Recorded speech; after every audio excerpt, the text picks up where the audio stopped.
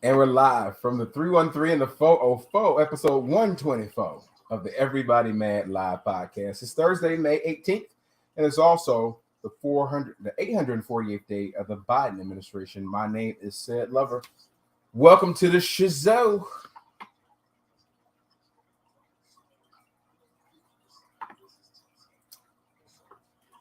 I think you muted. You muted. You muted. Are you muted? Did you mute yourself? You muted me because I had something to say about your headband earlier. About my headband? Yeah, because you're looking like a Crip. Hey, Crips wear blue. Oh, do they? Oh, well, you're looking like a. You're right. You're looking like a blood. Crips wear blue. Last I checked, the wonderfully illustrious fraternity that I represent was along way before the Bloods were in LA. But we ain't gonna have that conversation. But go ahead and do your show. Welcome, since you ain't mute. Anyway, we appreciate y'all checking us out. We're live right now on Facebook. So if you're on Facebook right now, if you see us, if you're, scrolling and you come across us, make sure that you just spread the word that we're on right now. Hang out with us because we got some real good topics that we're going to talk about tonight. So make sure that you stay with us. Also, too, we are, on YouTube, too, and we're on Twitch, Twitter, we're everywhere. So make sure you spread the word because we got a great show lined up for you.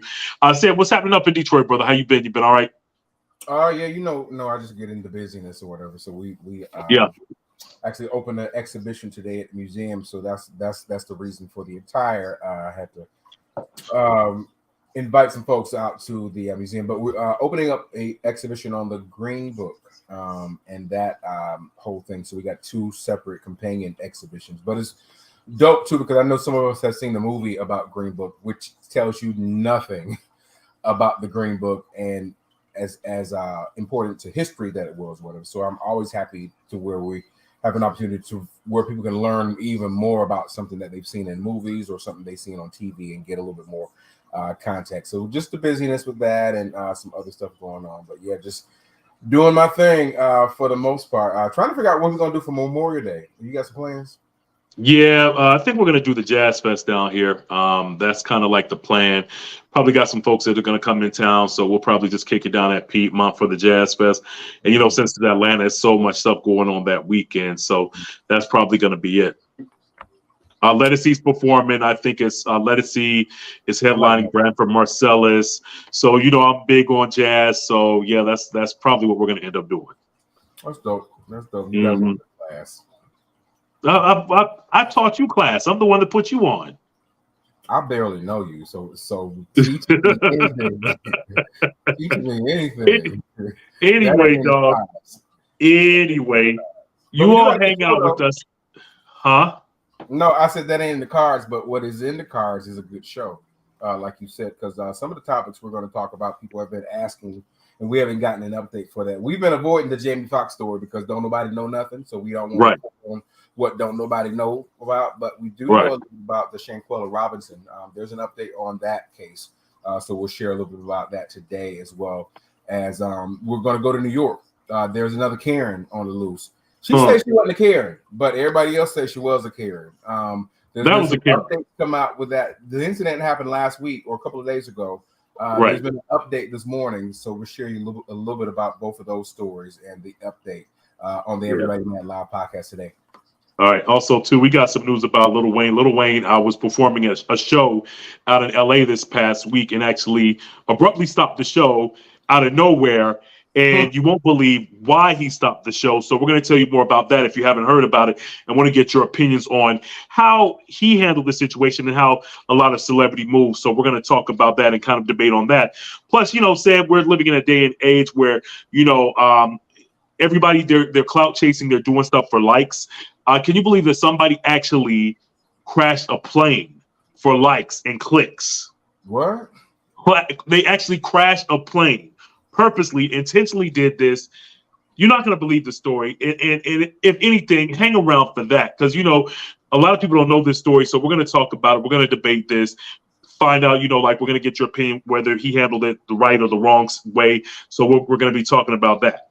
Yep. And we're also going to talk a little bit about people's marriages because they like to be in people's business. So we're going to be into Obama's business because we found out that they didn't really like each other for years. So we'll talk a little bit about what they shared about their relationship and how they've been able to move on with that. But we'll also have an Everybody Mad debate. We're going to talk about somebody else's relationship because folks like talking about Gabrielle Union and Dwayne Wade's relationship. Yeah. So we will talk about their relationship as well because she recently said that she was kind of getting a little bit of anxiety because them roles wasn't rolling like they was or whatever. So she was a little anxious about not being able to split 50-50 with the bills and the stuff. And then everybody got mad because they like, Gabby, you dating a multi-million-dollar ex-NBA player. Why are you splitting 50-50? So that's our Everybody Mad debate. We're going to talk a little bit about splitting 50-50 in your relationship as well. We have the video of the week, so we'll show one of the top videos of the week. But we'll get started right now so we can get rolling with the show. All right, there it is. Well, let's talk about this Karen that everybody's talking about. Karens are all over the place. Apparently, this woman, she's unidentified at the present time. She works at a hospital up in New York, Bellevue Hospital up in New York. But anyway, she actually got caught in a viral bike tussle video with a group of young black men. They just announced that the hospital just announced that she's on leave. Here's the video. Let's talk about it after we watch the video. Help me! Please help me! This is not your bike. Please help me! This is not your bike. This is not your bike. Please help me! Help! Please get off me! Wait, what the fuck is going on, bro? Please get off me! Yo, don't not take it, bro. Now you're not getting the bike, bro. Hey, now you're not getting the bike, bro. Help! You're not getting Get the off bike. me, I'm dude. not. Bro, Why you took his phone? What's wrong with you? stupid as something. You're not Don't touch touching his my phone. phone. Do not touch his phone. I'm not touching you. You putting your stomach on my hand. No, dude, stop. No, dude, stop. No. I said no. I said sit down. Please help me! She's just crying. You're not crying. I got Stupid. I got This your is my video. bike. Wait, you pulled it out? Hey. Hassan, you pulled it out? Hassan, I don't give a fuck. Hassan, you pulled it out? This is my bike. It's on my account. Please move. All right, so why don't we reset the bike? I'm not resetting the bike. It's his. Reset it. I'm gonna pull it out on your account. You an actor. I don't give a fuck. There go to tears. This is my Stop fake bike. crying. Guys, He's fake crying. Stop fake crying. Hey, stop touching me. I don't touch you. Hold up. Hey, stop touching me. Stop touching me. Why don't you take this bike? Stop touching me. I will. Exactly. So take Fuck it. out of here. So take it. You're pregnant. Fuck out of here. Dumbass. Your baby gonna come out retarded. Wait, how you stop crying? Fuck. Not a tear came down, miss. Come on, dick. Not a tear came down. Fuck out of here. Yep. So they said she was pregnant, but I guess she was with child, and she was saying that she wasn't the Karen that people are making her out to be. She's actually gotten an attorney to represent her a little bit. Well, I mean, in the video, the guys were saying that she was that one of the guys, he already paid for the bike. She runs up and she tries to snatch the bike away. So the black male, he was saying that, he reserved the bike already. She starts yelling for help. Doesn't really appear that she's in danger, but she's yelling for help, which we know in 2023, when a white woman yells help, that could be detrimental to any young black male. You know, that's dangerous. Like, that's a death sentence. And you know, luckily this situation ended up okay, where there were no acts of violence, no one got hurt. But we've seen this play out where either the black victims in this situation, they get arrested or they get killed, or, you know, something really bad happens to them. So I just think that this is just another situation of, you know, just white racist privilege just rearing its ugly head once again. Because, I mean, you know, again, like her yelling help, she should know by now that she shouldn't even be doing stuff like that. Yeah. Now, they say she is a worker in a hospital. She has been for years. She has, obviously, living in New York, you're going to be working with people of different ethnicities. So you're going to see people your race and your ethnicity, but of all sorts of races living in New York City at a hospital or whatever. She's also retained the rights for an attorney. An attorney's helping her out. And this morning, the attorney released some information that people didn't know with the video. So the attorney released a couple of screenshots, and I should have got I should have got the picture. Well, he hasn't released it to the public, but he says that he has receipts and actual receipts, like, you know, not receipts that we say receipts. Oh, I got receipts, but he got receipts from the receipt saying that she got the bike, saying that she got a receipt for the first purchase of the bike. And then she also has a second receipt, because after they didn't allow her to take that first bike, then she went on and purchased another city bike so that she can rent that particular bike. So she's saying she has two different receipts. Both receipts are time stamped, so that if they can see that that the bike they were fighting over, she actually did reserve that. So after the fact, she is showing all these details that she says allegedly no one knew about the situation. So she's saying it wasn't an overreaction. She's saying that she was just being normal because she purchased the bike and the young man was trying to take it from her. Well, the hospital, they have confirmed in a statement that the Karen, she is on leave. They didn't clarify who initiated the leave, whether it was them or whether it was her. And it's unclear right now if she's receiving pay during this leave period right here. But do you think that this was just an overreaction by the crowd, or was this Karen getting her just due? What's your take on that? I think it's part of that mob mentality. Like, once a couple of people kind of start something and the crowd sees it and they see an opportunity for them to join in or whatever. And I am no apology. I'm not apologizing for Karens, another Karens across the world. So I'm not trying to make an excuse, but there may be some validity to what they're talking about, because I don't necessarily know that she's a Karen. I don't necessarily know that she's racist based on her background and some of the stuff that I heard from the attorney that where he posted. But I think it's just one of those things when we're in this sort of mindset, and the first thing that people hear a lot of times is the thing that sticks with some folks or whatever. So I do think we need to be a little bit careful when we are putting that label onto people. You're right. We don't have enough details or evidence or information, because no one, while they were arguing over the bike, no one showed their app. No one brought their app up and said, hey, look, here's my receipt at this point or whatever. So, like, people were just left to go on their word. We're going on your word too with your comments. Thank you, Crystal, for your comments. She's the worst. She knew exactly what she was doing, and that's what I say. That's what most of the sentiments are, is that, like, she knew that another person had the bike and she was just trying to use her privilege to get in front of that. So we'll see, but I guess they haven't released her name. We're still trying to wait and find out what the hospital is going to do further with that. So pending investigation, we'll see what happens. Yeah, definitely leave your comments. We want to hear from you on this. Now, let's move on to what's going on with the Shanquella Robinson situation. Right now, the FBI, they refuse to share autopsy results in the death of Shanquella Robinson with her family, despite a video that shows that she was being beaten in a hotel room in Cabo, Mexico. An arrest warrant was issued for at least one of the 6 friends that Robinson traveled with, but 5 months later, the FBI decided they wouldn't pursue charges against any of the friends, claiming lack of evidence in the case. The FBI said that they're unable to release the documents, the autopsy reports, because the case is still open. And they are still waiting for documents to be translated to English that they received from Mexican authorities. Which it just seems like why is it taking so long? I don't understand why is it taking so long. And I think that's what everybody's saying. But I I don't know, Sad, like, what's your take on this? Federal prosecutors say that there's not enough evidence to pursue any charges in her death, in Shanquella Robinson's death. At this point, in this stage of the game, what should the family do? Like, should they take an interview with Oprah to just draw more attention to it? I mean, because I just feel like this is such a high-profile case.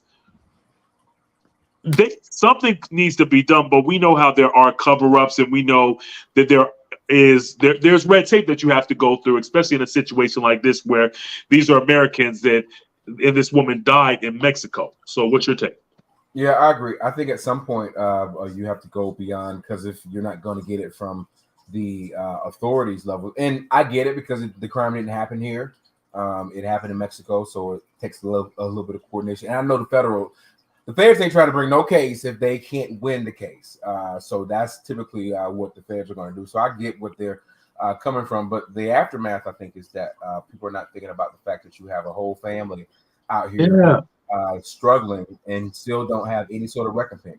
Here's her mom. She was talking to a Charlotte news station. Well, we need another autopsy. Wow, and I'm sure all of this being said by a mom, these are just unimaginable things to be discussing about your daughter. Where does your fight for justice go at this point? We're gonna keep going. We will be in Washington on May the 19th. And your lawyer has criticized the lack of urgency from U.S. authorities in this case. What do you feel should have been done differently? I feel that they should have took this case and took it serious when it first happened.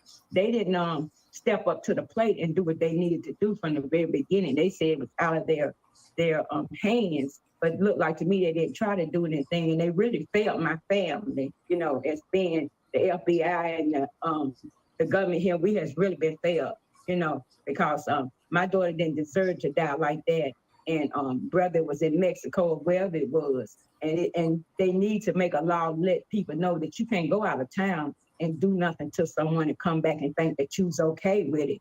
There was a video, everybody's seen the video. So there should have been some charges should have been made. And I'm talking about here in the United States. I think a lot of people share that sentiment. It's like a crime is a crime, regardless of when it happened, where it happened. Right. So something should happen. So I really feel bad for her mom. That, like Mama did, had her hair laid, didn't she? She did. That thing stacked. She said she gonna make sure. Oh, she said I'm going to CBS. Oh, okay, I got you.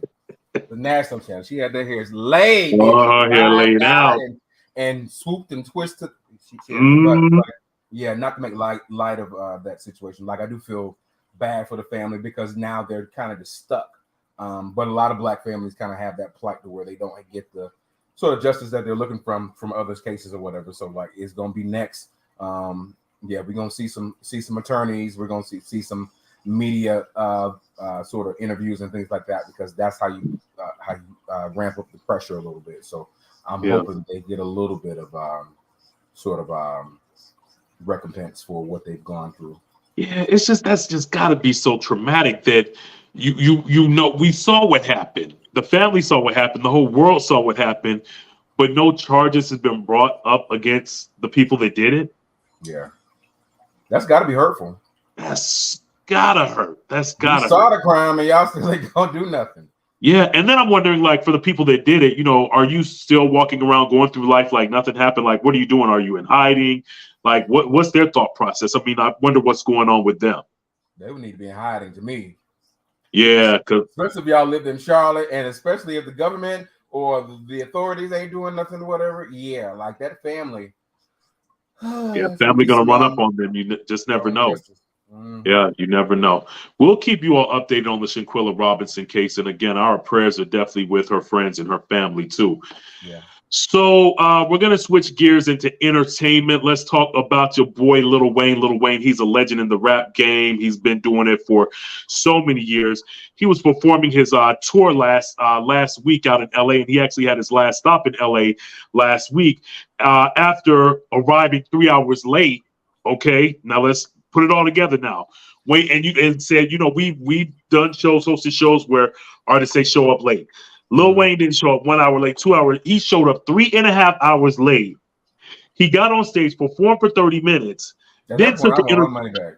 then took an intermission to bring out some of his new acts, his new proteges. Oh, They started performing, and the crowd wasn't feeling it, so he just stopped the concert altogether. I got it. A little bit of context. Here's the video of that moment where it happened. We appreciate it, but we ain't about to be bending over backwards for these folks. We work too hard for this shit. We work way too hard. This motherfucking artist Alan, that was Twist, that was Jive. We on Young Money. We appreciate y'all time. Oh, Let me tell you something. I would have jumped up on that stage and beat his ass down for real. Come on, Wayne, you can't do that. People pay good money to see you, and I'm sure that the tickets out in LA, a good 150. You know what I mean? Just starting at 150 to see Lil Wayne. You two look like. Yeah, and you were 3.5 hours late. Yeah. Come on, man. That's ridiculous. That is ridiculous. Like, artists got to be held accountable for their actions when they do stuff like this. First of all, be a professional. Show up on time. You know, you in the back. Paid a grip. Yeah. You love to do. Yeah. You're in the back on lean. You know, you're getting high, doing whatever. You know, like what? There's no excuse to be 3.5 hours. Allegedly, stop saying that man on. I know, allegedly, because folks probably gonna try to take this blurb and try to sue us. You know, no, okay, allegedly. But come on, man, like Lil Wayne should know better. Be a professional, and I just think that artists should not get a pass just because they're celebrities. You know what I mean? You have to be held accountable for your actions when you do stuff like this. People pay good money to see these shows. And then they travel. What about the people that traveled 4 or 5 hours because they live in smaller towns outside of California to come and see the show? Then you pay for hotel. You pay to get your hair done, haircut, outfits. And then all I get is a 30-minute show and you walk off stage because you mad because we're not feeling your new proteges on stage. Come on, that's disrespectful. Because clearly in 30 minutes you ain't going through your own catalog. Wayne got a catalog. Right. 30 minutes is not a long time or whatever. So like at that point people were tired because 3.5 hours late. Like we waiting, we looking at our clock, we talking, we doing everything. So 3.5 hours, you really supposed to be finishing the show and going home, and like ain't nothing started. So. Yeah, right. You got to have a little bit of understanding for the people who paid the money to be there and that sort of thing. And maybe they would have felt your artist had it been during the normal time of the show. Had you started on time, or maybe they could have been in your opening acts, or had the show been flowing at some point or whatever, maybe it would have been cool to take a little 20-minute intermission with Wayne's artist or whatever, and then get back to Wayne to wrap up the show. Maybe that would have worked out in theory, but you can't be late to start off. Right. The whole thing or whatever. So yeah, I think we don't hold celebrities accountable in anything. So that's why he thinks he can do stuff like that. Like because his money ain't gonna get docked. He gonna get still the same money or whatever. Like even in situations like this, like if you and I were 3.5 hours late to a gig or something, like we probably not gonna get paid for that gig. Like you know what I'm saying? So like. We need to make sure that like it's not just accountability on the levels where they are, but accountability across the board, because we just love celebrities so much in our country to where we give them a pass on everything, and that's the reason why they have bad behavior. Right, and I think that the fans do anything. Right, and I think that what's going to happen is the fans really have to hold the celebs accountable because, again, like you said, Wayne is going to get paid, the promoter's going to get paid, the sound people, the lighting people, everybody got paid, but the only people that lose in this situation are the fans. Exactly. And these are the ones that don't have the money, that are spending their last dollars for these celebrities, and then they get treated like shit at the end of the day. That's not right, So I just feel like, celebrities got to do better, especially Wayne. Wayne, you should know better, bro. Yeah, he really should. That's sad. That's sad. Leave your comments. Because it ain't like you bringing out new music anyway. Like all you got to do is rap to the music to your catalog. Made. Yeah, rap to your catalog, and he has a catalog. Wayne got hits. He got hits. That's a 3-hour. That's a 4-hour show alone. But come on, man. I would have been so disappointed, and I wouldn't even want to hear Lil Wayne songs after. If I was a fan, I would be very disappointed. Like straight up. Beyonce wouldn't do nothing like that. Yeah, Beyonce, Rihanna, no, they wouldn't do stuff like that. Nah. Excuse me. So Yeah, leave your comments. We want to hear from you. Everybody Mad Live Podcast. Said, people be doing the most for clout, man. What's the craziest thing you've seen somebody do for clout and likes on Instagram or on social media? Because people be doing the most. Yeah, it's crazy stuff. I've seen people like a lot of people are into the pranks now, and like they're doing all these little hidden camera sort of things or whatever, and just kind of getting into trouble or whatever that. People do stuff with their parents, and like I think that death scare thing that people like. I always trip about Angela Bassett and Courtney Vance when their son told them that Michael B. Jordan had died or whatever. Yeah, that was crazy. Yeah, that was crazy. I think recently I saw Young Jock did something where he was crying. He set up the phone, fixed the lighting to show him crying. And the message, I get the message because he was crying about, how society is and, all the people that are dying and all this kind of stuff. But you set up the camera to record yourself crying and post it. Like, right. I just kind of thought that was just a little bit calculated, and I didn't like it at all. I felt like that was clickbait for likes. Weird. Yeah. Hell yeah. Yeah, it was weird. Well, okay, check this out right here. A dude by the name of Trevor Jacob. He's facing 20 years in jail after he intentionally crashed his plane for YouTube views and was caught lying about the whole ordeal. Now, this went down back in November of 2021.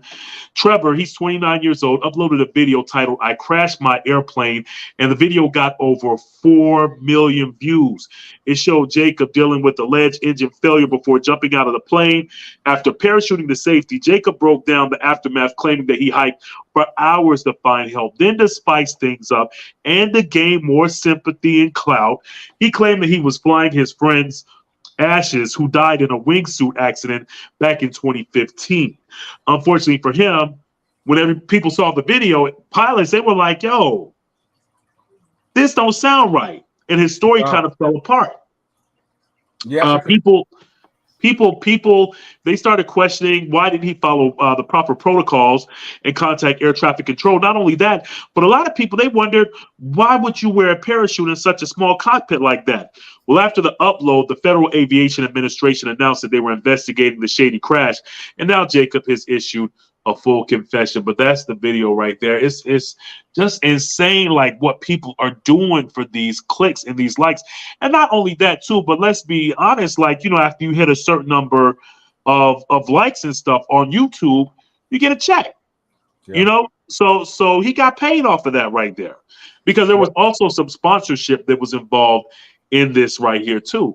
So he got paid, and it just wasn't cool. I just think people are doing the most. And trust me, I mean, this is probably the most extreme thing that I've ever seen, is someone saying, okay, I'm gonna crash an airplane, because people have done some stuff. Look at that. That's insane.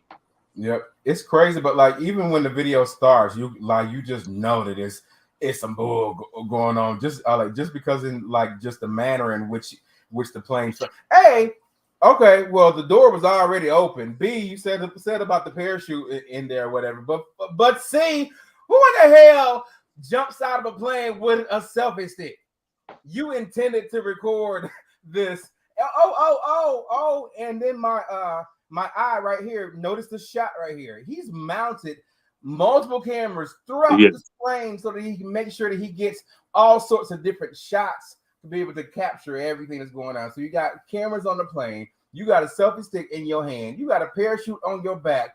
This was clearly calculated. And I think I was shocked that they said 20 years, but then I started thinking about the fact, I'm like, oh, okay, because you willfully put your plane in the air, and let it just fly wherever it may land or whatever. You could have killed somebody. You could have some sort of damage, even if you are right. Even if you got your little parachute and you got your little footage and you got your little stuff, you're not worried about what's on the ground and the aftermath and stuff like that too. But there's also tons of money that had to be spent with that, because with every plane crash, the FAA has to investigate. So now you have federal regulators that have to come out to this area and locate. You got people who are closest to you from an air traffic control perspective. They have to do their investigate. So all this added work on top of stuff, just because you wanted a few more views on your YouTube channel, it's literally crazy what people are doing for likes, for clout, for anything like that. That's one of the reasons why, like, I would be completely fine if we lost social media and it was like, you know what, like, we just gonna go back to just regular media. Like, we're gonna let y'all have MySpace. Y'all can change y'all little profile picture. Y'all can change y'all little song, and that's it. Because we ain't gonna let y'all do nothing else because y'all can't handle it. Yeah, people can't handle it. It's really getting out of control. And I mean, like, if this dude did this, he crashed a plane. Just imagine all the crazy stuff that we're going to be seeing in the future.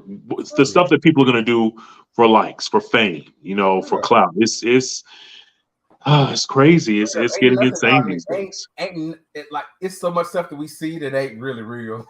Yeah, it's just so tiring. We did get some comments coming in, and thank you for agreeing with like I think that is just basically just the same point that like it made no sense. It made no sense for you to even go through this. But I guess he wanted to do something that no one else had ever done. And he did it. And he might be going to jail for half of the rest of his life. Yeah, he damn sure did. Hey, we want to hear your comments. Everybody Mad Live Podcast. And don't forget, follow us on the gram too at Everybody Mad Live Podcast.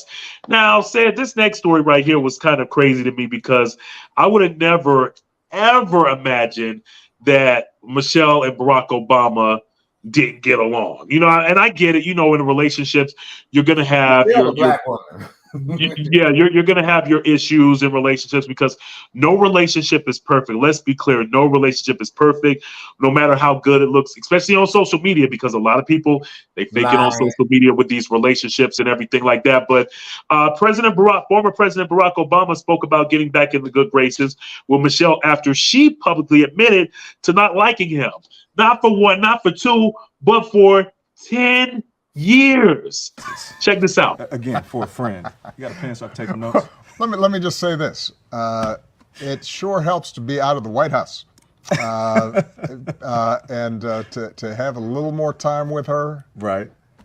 You know, what also helps, though, about children. And I don't know about your spouse. Michelle, when our girls were growing up, that was priority number 1, 2, 3, and 4. Of course. And so I did not fully appreciate, I think, as engaged of a father as I was, the degree of stress and tension for her, knowing that not just me and Michelle were under scrutiny and in this strange environment, but that we were raising our daughters, of course, in a kind of situation that it just wasn't normal. Being catty by saying this, it's like there were 10 years when I couldn't stand my husband. You know? do say that. You say 10 long years. And guess when it happened? When those kids were little, right? Yeah. Right? Because, you know, you can be all great individually when you're just married. You got your life, he's got his, you come together. It's all, ooh, good to see you, bye, take it easy. And then you have kids. Not take it easy. Take it easy, you're traveling, that's great, good. I get to hang out and watch the TV I want to watch. Right. But the minute we had kids, it was like, where are you going? And how far? And you start measuring, it's like, how many diapers did you change? And, oh, you're golfing? Oh, you got time? Oh, you got time to golf? How you at the gym all the time? Why you in my brain right now? I'm like, that's when all the measuring starts because you got this project. Yes. And guess what? Little kids, they're terrorists. Yeah. That was interesting to hear, but I could see it though. You know, when you get married and, you know, it's just the two of you, but then when you have kids, that adds a whole nother element. I don't have kids. That's why I personally didn't want kids. Yeah, I know it changes the game completely. So I could see that. You know, I definitely could see that, but I'm glad that they pushed through. And I think that you push through with being clear and communicating and being transparent in your relationship. So if there's something that you don't like, just say it. You know, you just got to talk things out and just work things out. I think that's how you kind of work through your issues with your mate. What about you? What do you think about that? Yeah, communication is always that first part. But I would even say your communication should have tunnel vision. It to me that communication should just be between me and you. So like I think where we get lost is because that communication is not tunnel vision. So we're not communicating to the person about the person. We're communicating to the person to other people, or we're allowing social media to find out information or whatever, and then that adds an element to it or whatever. So I like I've always said that like one of the reasons why people have relationship problems is because everybody's in your relationship. Like relationships should be between those two individuals. Y'all need to work that stuff out however y'all need to work it out, and stop asking for advice from people who are not qualified to give it. Because we always want an amen corner. We always want to tell our friend or good homeboys or women they good Judies want to talk about somebody or whatever, or want to get somebody to feel what they saying or to feel what they going through. So they you want feel to what I'm saying, right? But sometimes when you're sharing information, you're really sharing too much, because now other people are learning things about your relationship, number one, and then they're bringing that into their relationship or their knowledge with you, and I think that just causes other issues that are not even problematic or whatever. So long story short, when you're involving other people into that, like you usually get a lot of advice that's not even relative to fixing that first problem in the first place or whatever. Right. So I always say like that. The main thing is like you need to talk to your boo. You need to talk to your person, whoever you with, and y'all need to figure that out. And that's how you get through that. But yeah, my advice is always to leave everybody out your business, because like how your mama feel, how your friend feel, like they're not in that intimate relationship with that person or whatever. So like, yeah, I know we like to have that advice and we like to have a shoulder to cry on or somebody to talk to or whatever, but that's not helpful for the relationship. The best help for that relationship is between you and that person. Yeah, to talk it out. Right. You got to talk it out and you got to communicate. Communication is key. Communication is key. So yeah, that's interesting right there. But who would have thought that they were going through that situation, the Obamas?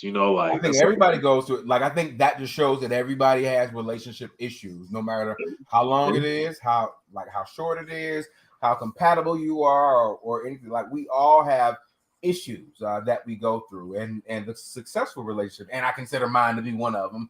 But the successful relationship, like we've all had our issues going on with them, but we found ways and mechanisms to like help us navigate through those spaces. And like, yeah, I always tell people stop telling people all your business, because they don't need to know. Yeah, that's true. That's a real good point. Definitely want to get your comments. Let us know your thoughts. You can always join in the conversation too with the Linktree link that you see up under the screen when Seb flashes it. So yeah, just jump on Everybody Mac podcast with us. Hey, another relationship that everybody's talking about. Well, I don't understand. What's the fascination, do you think, with Dwayne Wade and Gabrielle? What's that? What do you think it is? So I'm gonna tell you what I think it is. I think that the fact that they're just unapologetically just living how they want to live their life without any sort of output. And I think they are really a non-traditional family. I think part of it is because they have allowed Zaya to make her own choices. Right. As far as how she, and I just think that Black people, just not overall and everybody, but just think the majority of Black people are, what's the best word? I would say prejudiced. I think most Black people are prejudiced, particularly against people of alternative lifestyle. So I think a lot of Black people just ain't getting with that Zaya thing, even though my thing is I don't care what you do with your child, just as long as that child is not a burden to society or whatever, you know what I'm saying? But I think a lot of people are on that. So like I think they hate what she represents. And then too, like I think we've seen Dwayne and his fashion choice or whatever. So a lot of people try and put sexuality with those fashion choices on Dwayne. So like I think people just have a lot of things to say with him, because they just don't care what people think. They just live their life however. Yeah, I think when he had the baby, the break baby, and she took him back. Remember, see, a lot of people forgot about that. So I think that kind of, that always has people kind of talking about the weights, in addition to the Zaya situation, but just the fact that, okay, this is a Hollywood actress.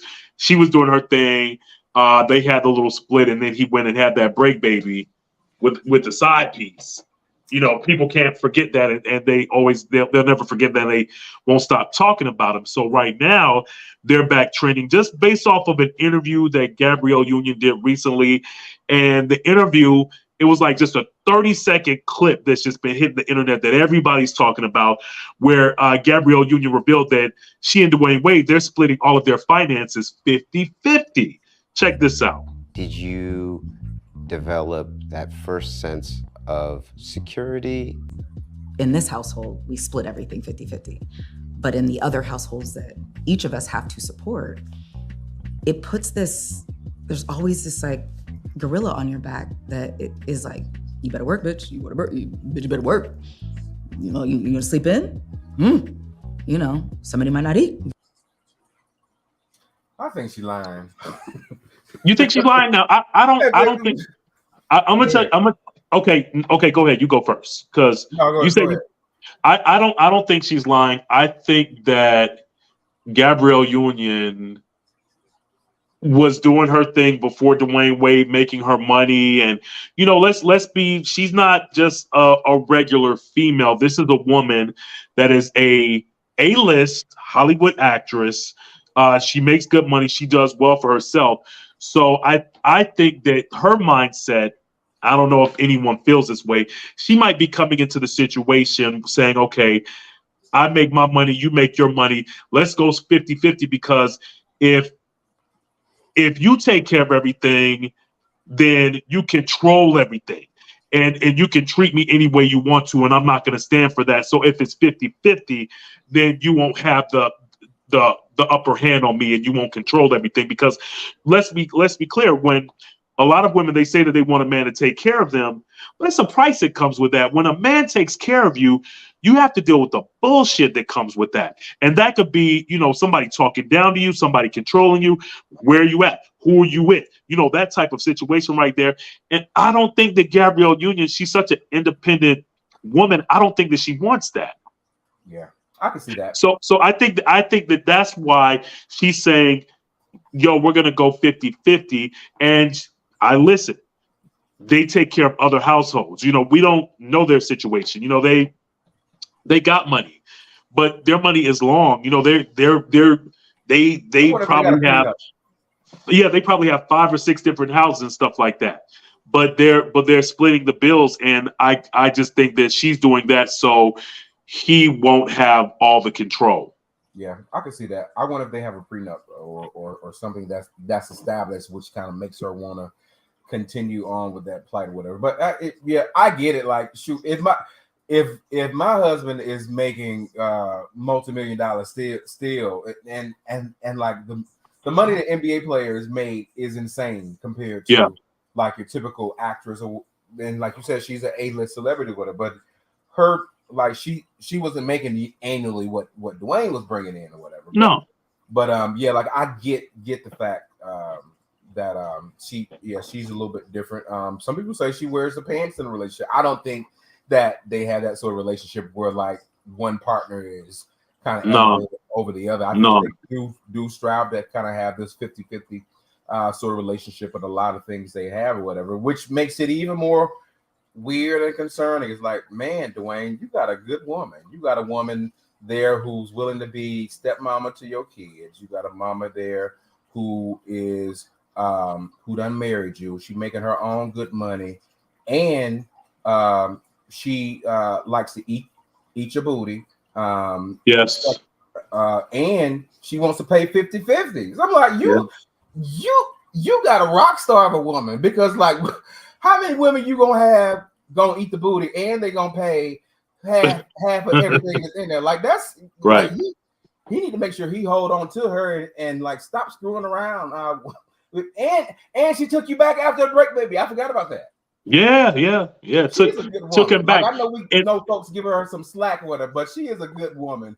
Right, and then to take him back, and then to take him back and say, we still going to do this 50-50. But again, I think that's more of a strategic power move, just so he won't have the upper hand. And, because I mean, guess what? If they get into a fight, and I don't see anything wrong with doing the whole 50-50 thing. You know what I mean? Like, I don't have any issue with that. Counter though, too, but because our society, we grew up in a patriarchal society, right? And then we even talked about this with Iyanla and Ebony K. Williams. I think this is related to that conversation too, because what Ebony K. expects or whatever, if you're gonna be my man, you need to come in as my man with the ability to take care of me. You need to be able to pay my bills if I need you to, whether I ask you or not. You need to also be able to afford these weekly nail appointments, these weekly hair appointments, all the shoes and purses that I like. That's the sort of patriarchal society that we come from, that men are expected to do certain things for a woman, and then a woman obviously will be subservient or a little bit more submissive to that point or whatever. But we got these new age women who still want all those perks of a man taking care of you, but like they want to be the 50-50 sort of thing, but they still want you to pay for everything. Yeah, but I think that's not really grounded anymore in 2023, where women want Birkin bags and these $100,000 cars and first class flights and stuff like that. It's very expensive now to live. You know what I mean? And if you have like you a really couple, need two incomes, like to be honest. Yeah, that's what I'm saying. You gotta have two incomes. Taking care of the house by himself. Yes, you gotta have two incomes in 2023. That's just the reality. I'm sorry. Even you see the rich folks now, they're going 50-50. Come on. So for the folks saying, okay, I want somebody to take care of me, wake up. What are you bringing to the table? Inflation. You know what I'm saying? Like you got to bring something to the table, and just that one income, it ain't gonna get it. Not to live the way you want to live. Nah, not at all. Not at all. Leave your thoughts. You can share them in the comment section, and we'll post them on the screen. Or you can visit the site Linktree /Everybody Mad Podcast to be a part of this discussion. Yeah. All right, so I see that Love and Marriage. That's speaking of relationships, that's a real big reality show that I never got into. Everybody tells me, Kenya, you being Mr. Reality TV, you would love this show, and I still haven't gotten into it yet. Everybody says Love and Marriage Huntsville is the shit. They love it. Well, the franchise is actually heading to Detroit now. That's the word on the curb. First, Grown in Gospel with the kids of Fred Hammond and the Clark sisters and Bishop. Share it now. Detroit native Carlos King is back in the D with Love and Marriage Detroit. Set to air June 24th, 9 p.m. on OWN, following a new episode of Love and Marriage Huntsville. Do we have a clip? Yeah, I want to show people the. Actually, this is just a trailer because it hasn't come out just yet. But here's a trailer of the new. This will be the third series of Love and Marriage. Detroit, the city is rising again. Got married in less than 6 months. Been on a roller coaster ride ever since. Go what you want. Definitely a roller coaster. I didn't think that I was supposed to marry him. This is my homie. I am the best thing that ever happened to him. We are Detroit. Choose your words wisely. Love and Marriage Detroit. New series. Premieres Saturday, June 24th at 9/8 Central on OWN. Say you're up in Detroit. Do you know any of these people on this show? I do. I was actually, I know Brandon. Hold on. Brandon, the guy in the blue suit. I know him. He actually is a producer of the artist development spot here in Detroit. Okay. Yeah, I've known Brandon because obviously I worked at the station or whatever. So we've done some events where he's brought out some of his artists and things like that or whatever. So I've known Brandon really since I moved to Detroit. Same thing for another one of the guys on there is I can't even get back to it. I was trying to replay it. So yeah, I know Brandon. That's the one I know. The other guy I know is coming up. His name is yeah. That's the couple I don't know. I don't know them at all. But Russell, I know him. Russell is a nonprofit leader now. He actually used to be a principal at Jaden Rose Academy, and actually I know him because we're in an organization together called New Leaders of Detroit. He's also the board chairman for another nonprofit that I do some work with, Black Male Educators Alliance or whatever. So I've known Russell for several years too, or whatever. Both dope dudes. Like I've never heard or saw anything bad from him. I think Russell wants to go into ministry and become a pastor at some point or whatever. So I was saying, I'm like, oh hell, on a reality TV gonna ruin these good dudes' name in a quick, hot, fast second. But yeah, we'll see. I'm looking forward to kind of seeing some fresh blood and some fresh faces on our reality show, especially when I know them a little bit more intimately than some of the other shows or whatever. So I'm looking forward to it, and I'm looking forward to Detroit kind of being back on the spotlight because we had a good, robust sort of film and television sort of environment here or whatever. So I'm always happy to see productions coming back to the city so we can kind of get some of that life back that we used to have. Yeah, I hear you. Well, I'm gonna definitely check it out. And more of this when Shorty returns with the reality recap. You know, he's got some stuff. He's on hiatus right now due to some family issues. But our prayers are with Shorty and his family at this time right now that's going on. So definitely throw some prayers up for him too. Said we got a viral video clip of the week. I see what we got, man. Well, I couldn't find the video, so we don't. I downloaded it and it's not in the folder that I downloaded it in. So yeah, we gonna skip it. Okay, all right, cool. What you watching this week? Same thing. Nothing really, because just been busy with work. Still like same stuff I said I was gonna watch last week that I want to catch up on. Yeah, I still ain't caught up on it. So, okay, well, I got something that I've been watching. This is my recommendation for this week. VH1, they've carried Love and Hip Hop for years, but now Love and Hip Hop franchise is moving to MTV. And they have what they're calling Run It Back, which they rerun old episodes of Love and Hip Hop with the cast watching it, and the cast is giving commentary. So it adds kind of a fresh new spin on the Love and Hip Hop franchise. And they're starting in Atlanta, the first season of Atlanta, and they're, like just revisiting those classic moments of like Carly Red singing Louis Prodigy, pop them tags, or oh, this bitch is shaking the table, stuff like that. It's hilarious just to get, and you got Young Jock and Scrappy, and all these people are sitting back watching it and reliving it. It's super entertaining. I'm hooked, so I'm watching that. And something else that I'm watching, I am into Tyler Perry's Ruthless on BET Plus. Oh, yeah. I don't know how I got into this show a couple of years ago, but I can't stop watching it. You said what? What do they call the Rackadooshians or something? Yeah, the Rockadoocious. Mm-hmm. The Rock, man, let me tell you, that show is so good. It's so dark and it's so compelling. And I know a lot of people are like, but once you start watching it, you'll get hooked because the story is just so good. It's so good. And it's real, it's real tense. So that's why I like it. So my recommendations, Love and Hip Hop, Bring It Back, and Tyler Perry's Ruthless on BET Plus. That's dope. Yeah, I actually had Love and Hip Hop in the stories to talk about for reality recap, but we missed that. Stories absence. But he should be back the next time we come on to the show. But yeah. Okay. Cool. This has been. Is this the end? Yeah. Good. And we on time. 4 minutes. Hey, because we've been trying to keep the show under an hour anyway. We'll just keep it at an hour because normally we run over. But we appreciate you all rocking with us. Thank you so much for checking us out. Shouts out again to everybody on Twitch watching us. We are also live right now on YouTube. We're live right now on Facebook, and we're streaming on all podcast platforms. Thank you, because without you, we wouldn't have a show. So thank you very much. And you can follow us everywhere. We are on social media, Everybody Mad Live Podcast. We got some great stuff coming up in the future weeks.